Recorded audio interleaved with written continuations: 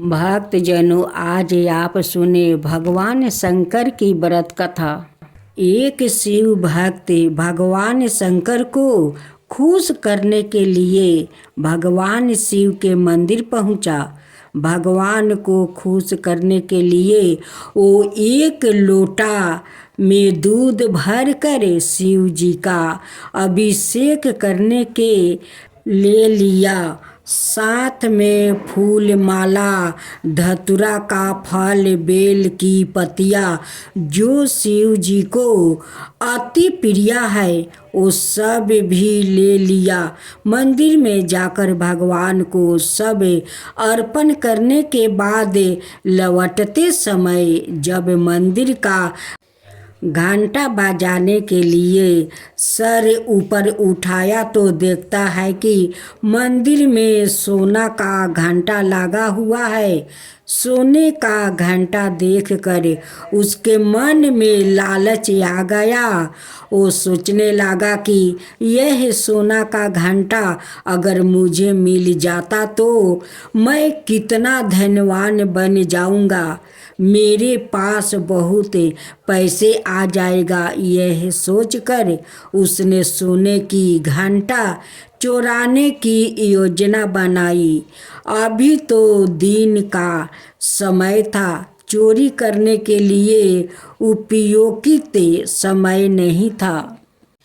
इसलिए वो रात के अंधेरे में मंदिर का घंटा चुराने के नियत से आया। मंदिर की लाइट जल रही थी, दरवाजे में ताला नहीं मारा गया था। ऐसा लग रहा था जैसे कोई उसके आने की बाट देख रहा है। उस भक्त ने जो चोरी की नियत से मंदिर में प्रवेश किया था, अंदर आकर मंदिर का दरवाजा बंद कर लिया। सामने भगवान शिव की मुस्कुराती हुई प्रतिमा थी। एक क्षण को भक्त रूपी चोर की नजरों भगवान से मिली और दूसरे ही क्षण उस भक्त रूपी चोर ने निगाह फेर लिया। आखिर अब वो चोर बन चुका था। उसके निगाहों की लाज और सील समाप्त हो चुकी थी। मंदिर का घंटा ऊंचाई पर था। उस घंटे को ऊपर से उतारने के लिए उस चोर को कोई ऊंची चीज चाहिए जिस पर वो चढ़कर घंटा को उतार सके। उसने मंदिर के अंदर इधर उधर नजरों दौड़ाई कि कोई ऊंची चीज मिल जाए जिस पर वो चढ़कर इस घंटे को उतार सके, लेकिन कोई ऊंची चीज नजर नहीं आई। चोर परेशान था। सामने भगवान बैठे बंद बंद मुस्कुरा रहे थे।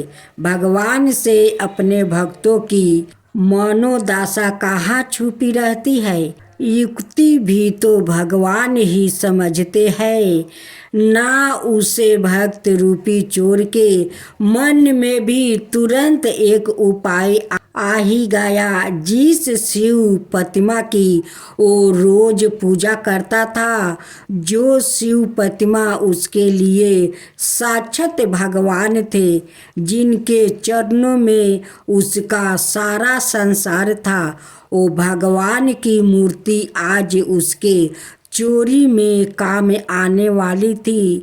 आज वो शिव जी की प्रतिमा उस चीज की कमी को पूरी करने वाली थी जिस पर चढ़कर वो मंदिर के घंटे तक पहुंच सकता था। और उसने यही किया। वो शिव जी के कंधे पर चढ़ गया। कंधे पर चढ़ने के लिए उसे बहुत मेहनत करनी पड़ी।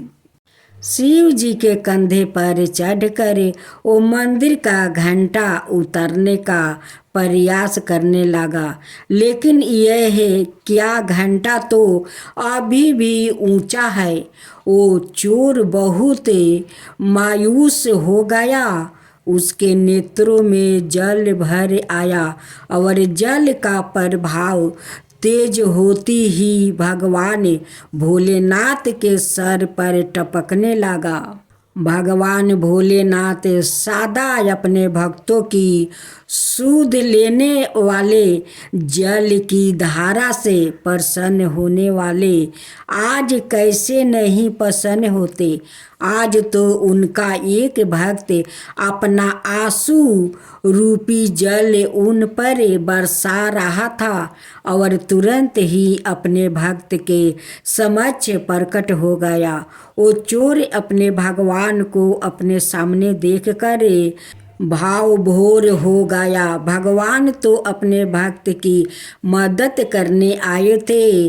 उन्होंने मंदिर का सोने का घंटा उतार कर उस चोर रूपी भक्त के हाथ में थमा दिया। यह लो बस्ते, इसके लिए ही तुम इतना परेशान थे, हम तो तुम्हारी मदद करने आ गए। भक्त बस्ते, भगवान से अपने भक्ति की पीड़ा नहीं देखी गई। भगवान का दर्शन पाकर अब उस चोर की अंत धर्मात्मा भी उसे धिक्कारने लगा। वो भगवान के चरणों में गिर पड़ा, अपने आंसुओं से भगवान के चरणों को पखारने लगा। भगवान ने प्रेम से उसके सर पर हाथ फेरा और अंतर ध्यान हो गए।